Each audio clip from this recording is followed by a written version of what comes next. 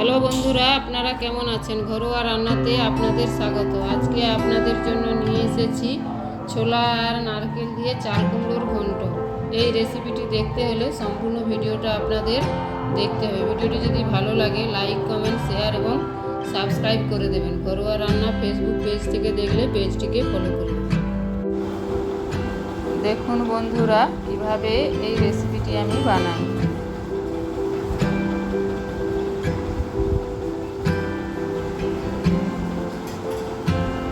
এর জন্য চাল কুমড়ো এভাবে সরু সরু করে কেটে নিয়েছি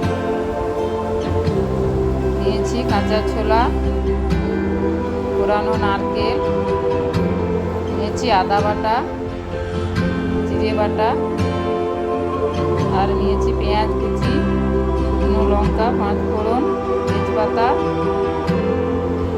আর নিয়েছি চিনি, হলুদ, আর নিয়েছি লবণ, আর নিয়েছি তেল। এবার কড়াইতে তেল দিয়ে দিচ্ছি। তেলটা গরম হয়ে গেছে। এবার দিয়ে দিচ্ছি শুকনো লঙ্কা, তেজপাতা, 5 ফোড়ন।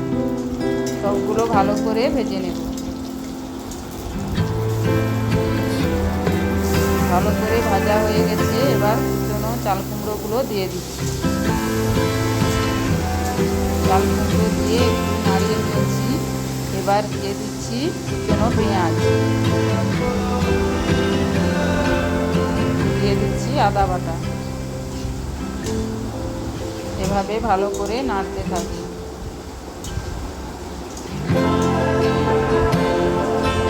এবার একটু ঢাকা দিয়ে দিচ্ছি। এভাবে ঢাকা দিয়ে 10-15 মিনিট নেড়ে নেব। এবার দিয়ে দিচ্ছি ভেজানো ছোলা। চাল কুমড়ো থেকে যে জল বেরাবে সেই চাল কুমড়ো এবং ছোলা সিদ্ধ হয়ে যাবে। দিয়ে দিচ্ছি পরিমাণ মতো লবণ, আর দিচ্ছি হলুদ গুঁড়ো।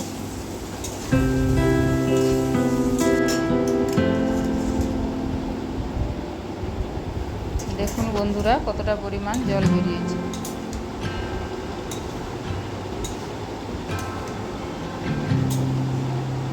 এখানে আর কোনো জল আমি অ্যাড করব না, এই জলেই হয়ে যাবে। এবার দিয়ে দিচ্ছি জিরে বাটা, দিয়ে দিচ্ছি কোরানো নারকেল। খুব সহজেই চটজলদি এই রেসিপিটি আমরা এভাবে বানাতে পারব।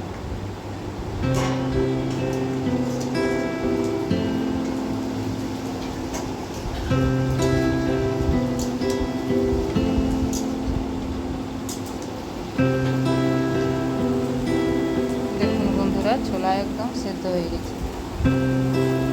এবার দিয়ে দিচ্ছি চিনি।